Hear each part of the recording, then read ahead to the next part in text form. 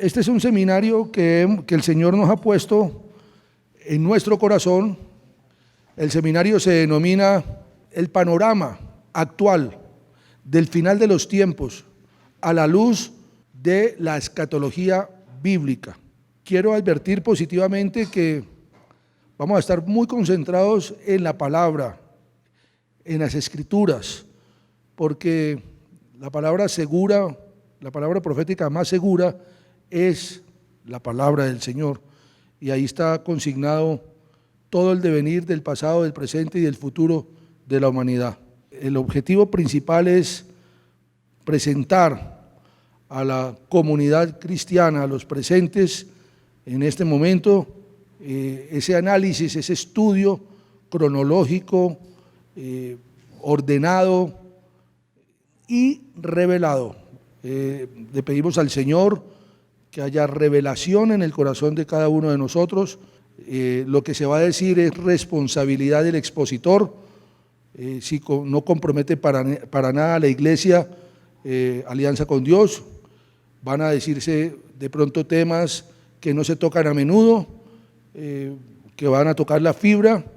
Estén preparados y preparadas para que el Señor les muestre y reflexione. Entonces estamos en manos de Santiago. Bienvenido, Santiago, y muchísimas gracias. Que el Señor te bendiga. Bueno, gracias, Ramiro. Buenas noches para todos y para todas. Gracias por estar aquí. Básicamente queremos comenzar este seminario con algo que es una pregunta que cualquiera de nosotros se podría hacer, y es: ¿por qué razón se vuelve importante la escatología bíblica?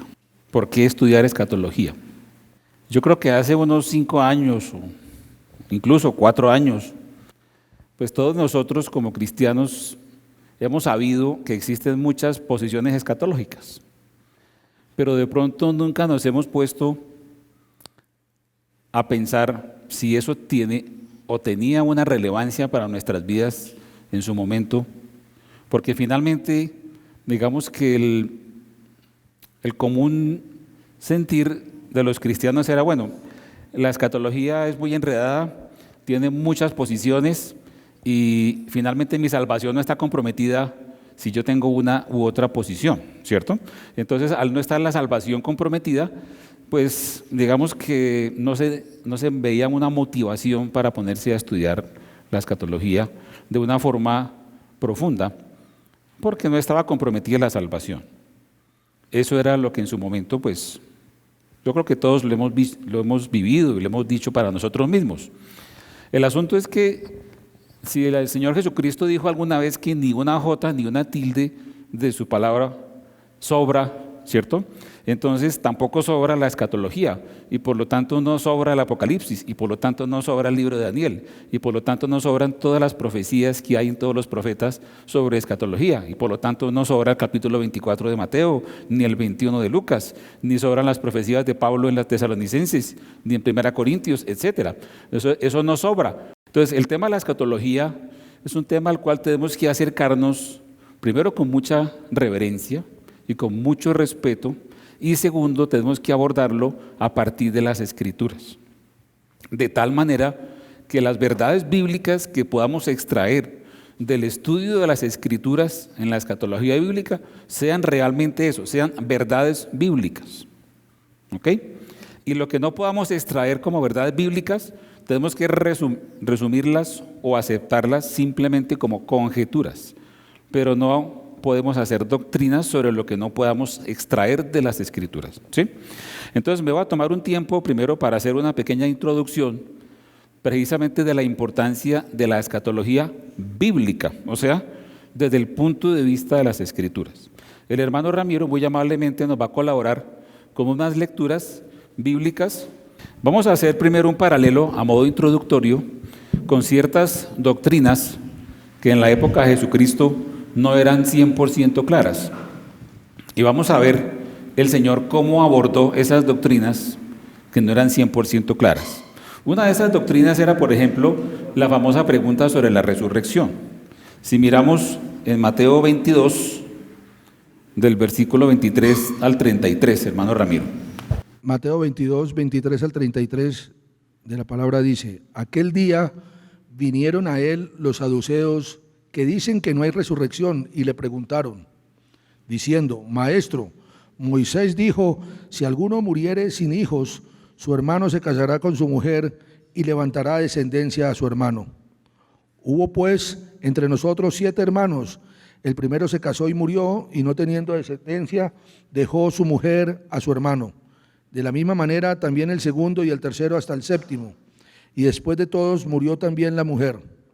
En la resurrección, pues, ¿de cuál de los 7 será ella mujer, ya que todos la tuvieron?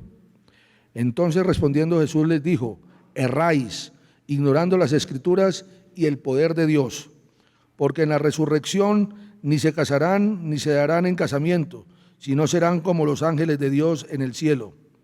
Pero respecto a la resurrección de los muertos, ¿no habéis leído lo que os fue dicho por Dios cuando dijo: yo soy el Dios de Abraham, el Dios de Isaac y el Dios de Jacob? Dios no es Dios de muertos, sino de vivos. Oyendo esto, la gente se admiraba de su doctrina.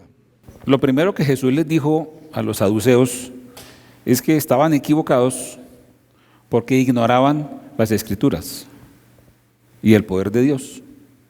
O sea, se habían tejido una doctrina errada por desconocimiento de las Escrituras. El Señor Jesucristo fue el mayor defensor que ha existido de las Escrituras. Vamos a mirarlo en otras que vamos a leer. Y finalmente le respondió a la pregunta con un argumento indirecto en el cual los llevó a reflexionar sobre si al Dios anunciarse a sí mismo como Dios de Abraham, de Isaac y de Jacob, estaría siendo Dios de personas muertas o esas personas estaban vivas para poder validar que Dios es Dios de ellos. Entonces les respondió eso con un argumento indirecto, ¿cierto? Los puso a reflexionar sobre una escritura, sobre la escritura de que soy el Dios de Abraham, de Isaac y de Jacob. O sea, los puso a reflexionar, ¿ok? Y esa situación fue la respuesta que él les dio, básicamente. Ahora vamos a mirar otros textos del asunto de la pregunta de la resurrección. Pero entonces, ¿qué es lo que pasa? Así como en el tiempo del Señor Jesucristo había cosas que no eran de pronto demasiado claras, la escatología bíblica también tiene cosas que de pronto no son muy claras, ¿cierto? En algunos casos se nos hacen enredadas inclusive, y en el mejor de los casos podemos decir no son muy claras. En algunos casos podemos decir esto sí es claro, pero de todas maneras cuando el Señor Jesucristo motivó a los saduceos a que tenían que escudriñar las Escrituras y no ignorarlas, y les dijo cómo y les mostró una forma de hacerlo, significa que las doctrinas no claras se pueden escudriñar en las Escrituras y clarificarlas como el Señor les estaba enseñando en ese momento a los saduceos, ¿correcto? Yo quiero que miremos, por ejemplo, otro texto que es Juan 5, del 30 al 40. Dice así la palabra del Señor, Juan 5:30: no puedo yo hacer nada por mí mismo, según oigo, así juzgo, y mi juicio es justo, porque no busco mi voluntad, sino la voluntad del que me envió, la del Padre. Si yo doy testimonio acerca de mí mismo, mi testimonio no es verdadero. Otro es el que da testimonio acerca de mí, y sé que el testimonio que da de mí es verdadero. Vosotros enviasteis mensajeros a Juan, y él dio testimonio de la verdad. Pero yo no recibo testimonio de hombre alguno, mas digo esto para que vosotros seáis salvos. Él era antorcha que ardía y alumbraba, y vosotros quisisteis regocijaros por un tiempo en su luz. Mas yo tengo mayor testimonio que el de Juan, porque las obras que el Padre me dio para que cumpliese, las mismas obras que yo hago, dan testimonio de mí, que el Padre me ha enviado. También el Padre que me envió ha dado testimonio de mí. Nunca habéis oído su voz, ni habéis visto su aspecto, ni tenéis su palabra morando en vosotros, porque a quien él envió, vosotros no creéis. Escudriñad las Escrituras, porque a vosotros os parece que en ellas tenéis la vida eterna, y ellas son las que dan testimonio de mí, y no queréis venir a mí para que tengáis vida. Amén. Entonces aquí está nuevamente el Señor exhortando en ese pasaje que es muy conocido por todos nosotros, a que se escudriñen las Escrituras, porque esas son las que daban testimonio del Señor. Aunque el Señor tenía en ese mismo texto, hemos visto el testimonio de Juan Bautista, y él validó el testimonio de Juan, que fue su antecesor, anunciando su venida, pero luego se concentra en enviar la gente al escudriño de las Escrituras. Entonces, ahí está el Señor Jesucristo exhortando a escudriñar las Escrituras, ¿correcto? El mismo Hijo de Dios. Hay inclusive textos mucho más fuertes en ese aspecto, como digamos, el episodio de Emaús. Leámoslo en Lucas 24, del 25 al 32. Así la palabra del Señor. Entonces él les dijo: oh insensatos y tardos de corazón para creer todo lo que los profetas han dicho. ¿No era necesario que el Cristo padeciera estas cosas y que entrara en su gloria? Y comenzando desde Moisés y siguiendo por todos los profetas, les declaraba en todas las Escrituras lo que de él decían.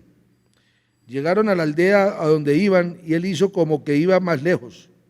Mas ellos le obligaron a quedarse diciendo: quédate con nosotros, porque se hace tarde y el día ya ha declinado. Entró pues a quedarse con ellos. Y aconteció que estando sentado con ellos a la mesa, tomó el pan y lo bendijo, lo partió y les dijo, y les dio. Entonces les fueron abiertos los ojos y le reconocieron, mas él se desapareció de su vista. Y se decían el uno al otro: ¿no ardía nuestro corazón en nosotros mientras nos hablaba en el camino y cuando nos abría las Escrituras? Ok, este texto es impresionante e impactante, por lo menos para mí es muy impactante. El mismo Señor Jesucristo estaba caminando con dos de los discípulos que estaban decepcionados por la muerte de su Mesías y que estaban ya desconsolados, pensando que lo habían perdido todo, que tenían esperanza en Jesús, pero Jesús finalmente no derrotó a Roma. Y entonces, ¿qué pasó aquí con esto? Porque la expectativa de todo el pueblo judío siempre fue esa, ¿verdad? El Mesías que los iba a librar de los romanos o de la esclavitud que fuera de turno. Y sucede que el mismo Señor Jesucristo había podido presentárseles directamente, decirles: yo soy Jesús, resucité ayer. Quiero contarles que ayer resucité. No, el Señor Jesucristo les declaró un paseo completico por las Escrituras. ¿Ya? Fíjense en eso. Les declaró por todas las Escrituras. Les mostró que era necesario que el Cristo padeciera. Y eso estaba en las Escrituras. O sea, el Señor se autovalidó por las Escrituras, ni siquiera por su persona, sino que decidió traerlos a ellos a las Escrituras, de tal manera que ellos mismos reconocían que su corazón ardía cuando el Señor les abría las Escrituras. ¿Sí? Lo reconocieron, pero no reaccionaban. ¿Ya? Miremos eso. Las Escrituras nos declaran cosas. ¿Reaccionamos realmente a ellas?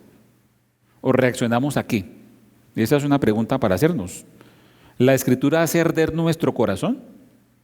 ¿O hace arder nuestro corazón otro tipo de situaciones emocionales o de cualquier tipo? Pero aquí se ve que las Escrituras les hacían arder el corazón, pero no reaccionaban. El Señor tuvo que reprenderlos y decirles que son insensatos. O sea, una persona insensata es una persona que no está actuando con coherencia, ¿cierto?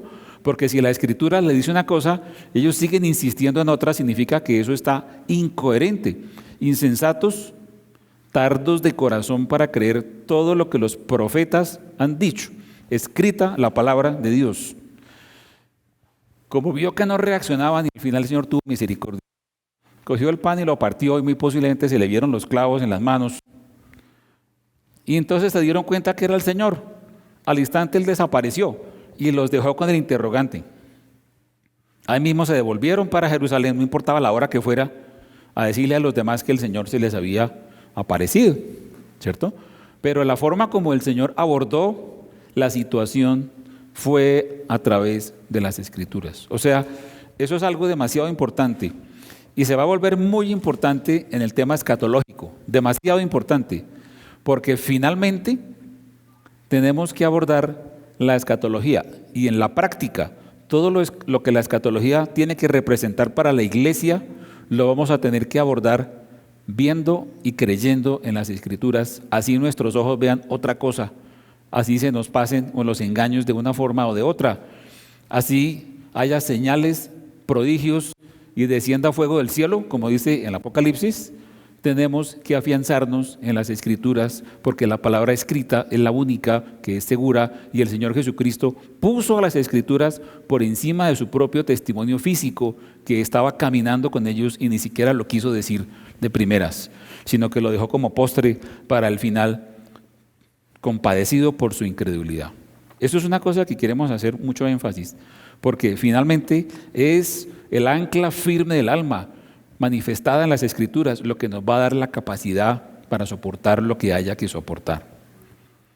Miremos el texto conocido de Hechos 17, del 10 al 11.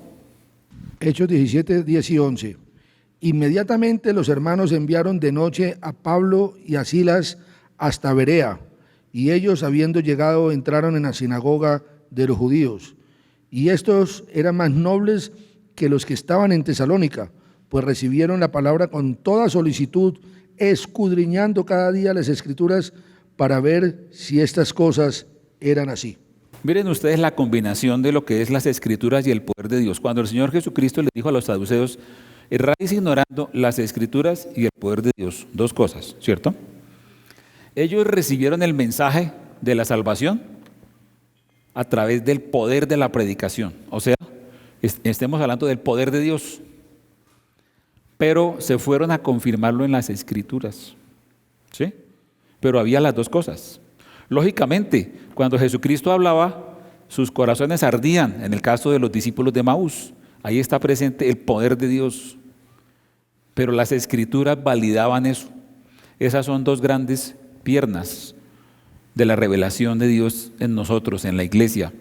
Esas son la lámpara y el aceite. Fíjense ustedes, aunque el salmista dice que lámpara es a mis pies tu palabra y lumbrera mi camino, en la parábola de las 10 vírgenes, las que tenían la lámpara, solamente la lámpara no les sirvió.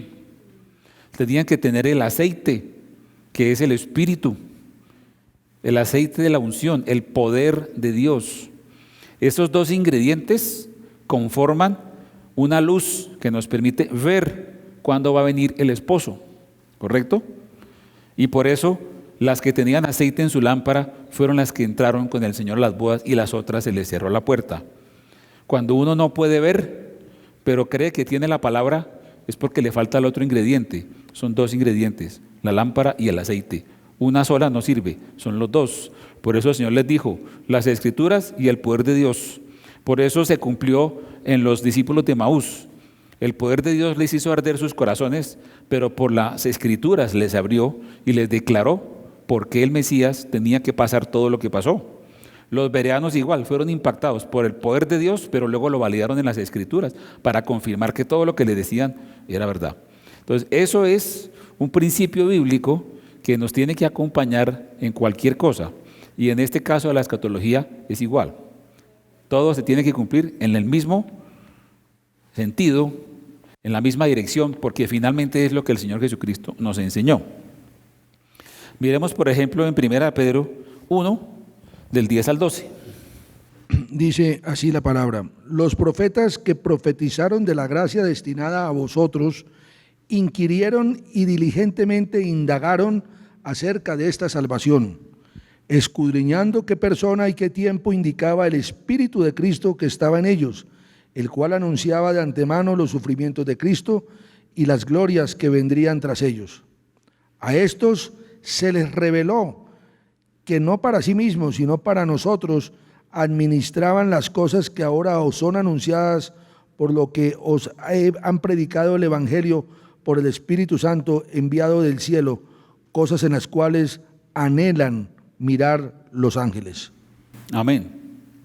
Nosotros sabemos que los profetas escribieron sus profecías, pero Pedro nos cuenta en esa epístola algo más, y es que ellos escudriñaron, no solamente se sentaron a escribir, ellos hacían otro ejercicio diferente a escribir, escudriñaron, inquirieron, indagaron acerca de la salvación y escudriñaron qué persona ¿Y qué tiempo? O sea, escudriñaron cronología. ¿Qué tiempo indicaba el Espíritu Santo referente a los sufrimientos de Cristo y a la venida del Mesías? Por ejemplo, uno de esos profetas que escudriñó y preguntó mucho fue Daniel, ¿cierto? Preguntó tanto que hasta el ángel le dijo: esas cositas no son para ti, están selladas y cerradas hasta el tiempo del fin, ¿sí?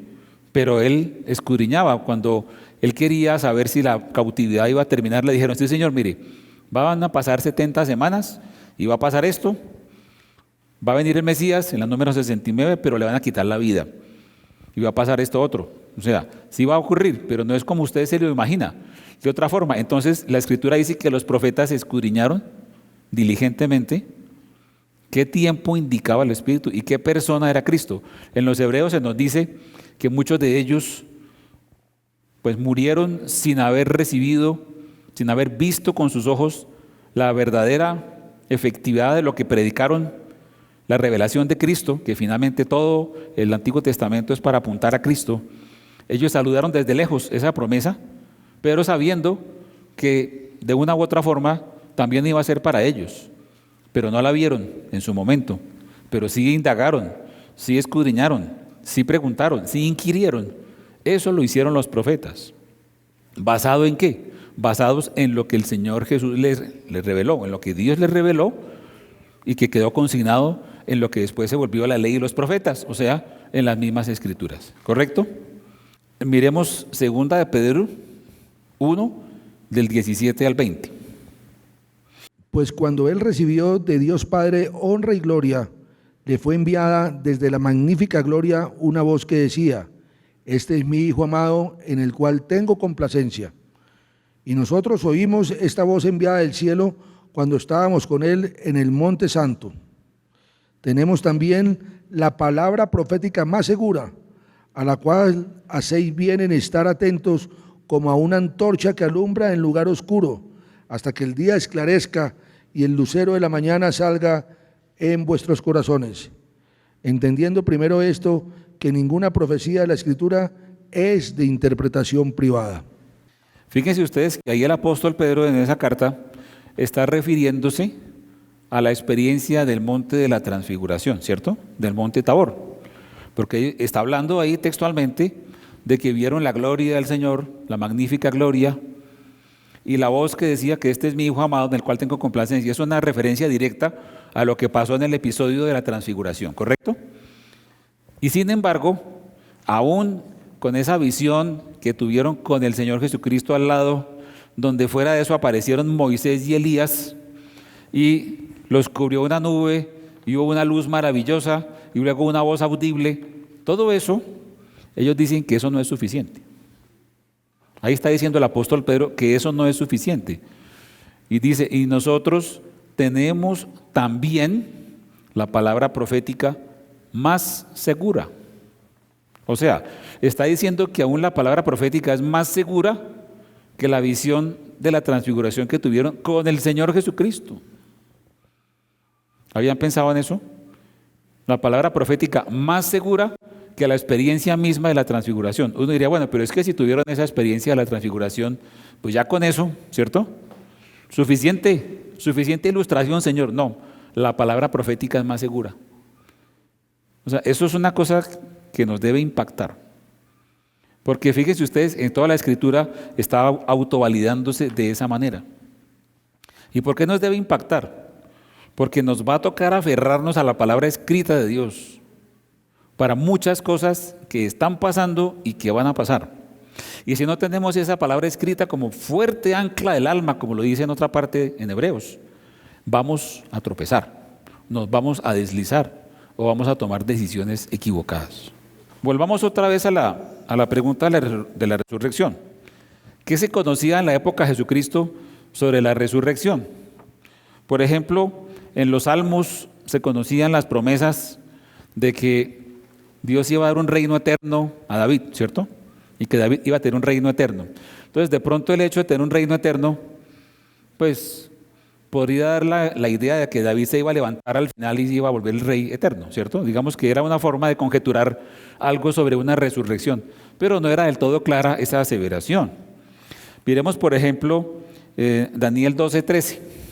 Y tú irás hasta el fin y reposarás y te levantarás para recibir tu heredad al final de los días. Ok, ese texto para un judío estudioso de la Escritura, pues puede significar que efectivamente, por lo menos, Daniel iba a resucitar, ¿cierto? Y que iba a recibir una heredad al fin de los días. Eso, por lo menos, Daniel, mínimo Daniel. Pero sin embargo, bueno, miremos otro texto, por ejemplo, Isaías 26:19. Dice así, 19, tus muertos vivirán, sus cadáveres resucitarán. Despertad y cantad, moradores del polvo, porque tu rocío es cual rocío de hortalizas, y la tierra dará sus muertos. Ahí hay un texto que sí habla literalmente de la resurrección, ¿cierto? Ahora, ¿resurrección de cuáles muertos? Pues ahí no dice exactamente de cuáles, ¿cierto? Porque esa profecía estaba refiriéndose a una, digamos, a una exhortación, a una consolación hacia Sión. Y entonces está diciendo que tus muertos vivirán. Entonces podría pensarse que era solamente para Sión o para Judá, ¿cierto? Pero de todas maneras se habla textualmente de resurrección. Yo, por ejemplo, haría una pregunta así al aire. ¿Por qué razón el Señor Jesucristo, cuando les contestó a los saduceos la pregunta sobre la resurrección, no se refirió más bien a esa cita bíblica que es como más literal? ¿Han pensado en eso? No, Él los puso fue a reflexionar sobre que Dios es el Dios de Abraham, de Isaac y de Jacob. Y a decirles que ellos están vivos. Porque muy posiblemente los saduceos pensaban que el alma se moría con la muerte física. Y entonces no había vivos. Entonces, hacerlos reflexionar sobre que Dios es Dios de personas que aunque estén dormidas, o que hayan dormido, como decía la Escritura, están vivos, aunque es un argumento indirecto, tenía más peso para ponerlos a reflexionar. Entonces, fíjense cómo el Señor nos enseña que muchas veces hay cosas indirectas que se extraen de la Escritura, pero que nos llevan a conclusiones y a verdades bíblicas. Después de todo eso, el mismo Señor Jesucristo ya decidió enseñar la resurrección en forma absolutamente explícita. Por ejemplo, miremos Juan 5, del 21 al 29. Porque como el Padre levanta a los muertos y les da vida, así también el Hijo a los que quiere da vida. Porque el Padre a nadie juzga, sino que todo el juicio dio al Hijo, para que todos honren al Hijo como honran al Padre. El que no honra al Hijo, no honra al Padre que le envió. De cierto os digo, que el que oye mi palabra y crea al que me envió, tiene vida eterna, y no vendrá a condenación, mas ha pasado de muerte a vida. De cierto os digo, viene la hora, y ahora es, cuando los muertos oirán la voz del Hijo de Dios, y los que la oyeron vivirán. Porque como el Padre tiene vida en sí mismo, así también ha dado al Hijo el tener vida en sí mismo. Y también le dio autoridad a hacer juicio, por cuanto Él es el Hijo del hombre. No os maravilléis de esto, porque vendrá hora cuando todos los que están en los sepulcros oirán su voz. Y los que hicieron lo bueno saldrán a resurrección de vida, mas los que hicieron lo malo a resurrección de condenación. Ok, ahí quedó completamente aclarada la doctrina de la resurrección. Y Jesús puntualizó que también los impíos, los malos, iban a resucitar, cosa que de pronto no podía ser claro antes de que el Señor Jesucristo lo aclarara, ¿verdad?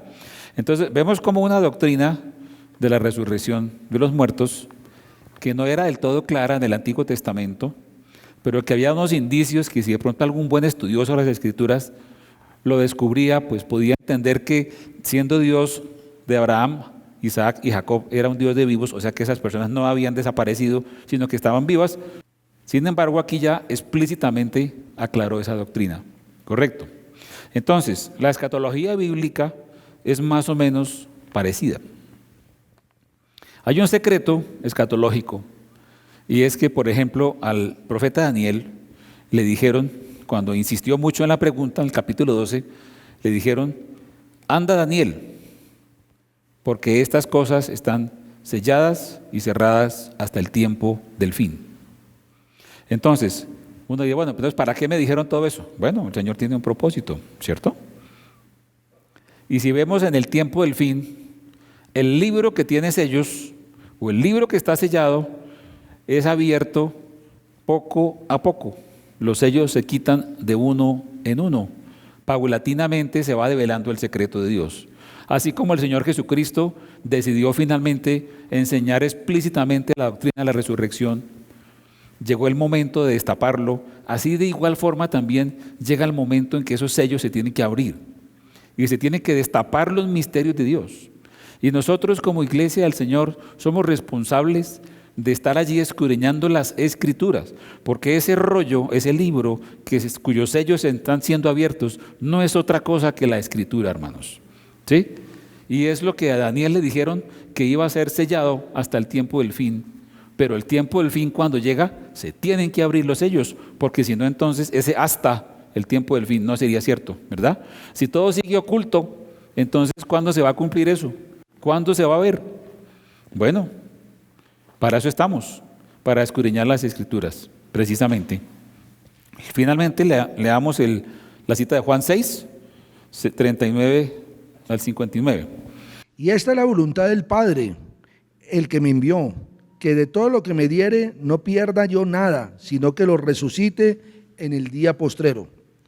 Y esta es la voluntad del que me ha enviado, que todo aquel que ve al Hijo y cree en Él tenga vida eterna, y yo le resucitaré en el día postrero. Murmuraban entonces de él los judíos porque había dicho, yo soy el pan que descendió del cielo. Y decían, ¿no es este Jesús, el hijo de José, cuyo padre y madre nosotros conocemos? ¿Cómo pues dice este, del cielo he descendido? Jesús respondió y les dijo, no murmuréis entre vosotros. Ninguno puede venir a mí si el Padre que me envió no le trajere, y yo le resucitaré en el día postrero. Escrito está en los profetas, y serán todos enseñados por Dios. Así que todo aquel que oyó al Padre y aprendió de él, viene a mí. No que alguno haya visto al Padre, sino aquel que vino de Dios, éste ha visto al Padre. De cierto os digo, el que cree en mí tiene vida eterna. Yo soy el pan de vida. Vuestros padres comieron el maná en el desierto y murieron. Este es el pan que desciende del cielo para el que de él come no muera. Yo soy el pan vivo que descendió del cielo. Si alguno comiere de este pan, vivirá para siempre. Y el pan que yo daré es mi carne, la cual yo daré por la vida del mundo. Entonces los judíos contendían entre sí diciendo, ¿cómo puede éste darnos a comer su carne? Jesús les dijo, de cierto os digo, si no coméis la carne del Hijo del Hombre y bebéis su sangre, no tenéis vida en vosotros. El que come mi carne y bebe mi sangre tiene vida eterna, y yo le resucitaré en el día postrero, porque mi carne es verdadera comida y mi sangre es verdadera bebida. El que come mi carne y bebe mi sangre, en mí permanece y yo en él. Como me envió el Padre viviente y yo vivo por el Padre, asimismo el que me come, él también vivirá por mí. Este es el pan que descendió del cielo, no como vuestros padres comieron el maná y murieron. El que come de este pan vivirá eternamente. Estas cosas dijo la sinagoga enseñando en Capernaum. Ok, si nos podemos a contar cuántas veces habla el Señor de resurrección en ese pasaje, como 7 u 8 veces habla de resurrección en ese pasaje. Entonces dejó absolutamente claro que se iban a resucitar y que Él es el que los va a resucitar y que el que come su carne y bebe su sangre va a resucitar. Fíjense ustedes que esa acepción de comer la carne y beber la sangre del Señor, y Él lo estaba diciendo así con esas crudas palabras, lo malinterpretaron de una manera espantosa y hasta el día de hoy culpan a Jesucristo de ser una persona, los judíos, que practicaba rituales de canibalismo. Y a los cristianos los acusaron en el pasado de ser caníbales porque hablaban esas palabras de Jesús, de comer su carne y beber su sangre. Entonces los romanos tenían esas acusaciones también para martirizar a los cristianos, que eran una parranda de caníbales, ¿cierto? Y que practicaban unos ritos espeluznantes. Pero esas palabras de Jesús, que en otra de estas charlas vamos a mirar, precisamente ese tipo de acepciones que son muy importantes de ver. Así las habló el Señor, así las habló. Es como cuando dijo, destruid este templo y en 3 días yo lo reedificaré. Le dijeron, no, usted está loco. Y lo acusaron después de eso allá con Anás y Caifás. Y luego en la cruz le decían, usted es el que, bájese a ver. Si es tan poderoso que usted reconstruye un templo que demoraron 46 años construyéndolo y lo hace en 3 días, bájese de la cruz y le creemos. ¿Sí? El Señor hablaba así. El Señor hablaba así. Y eso está en la Escritura.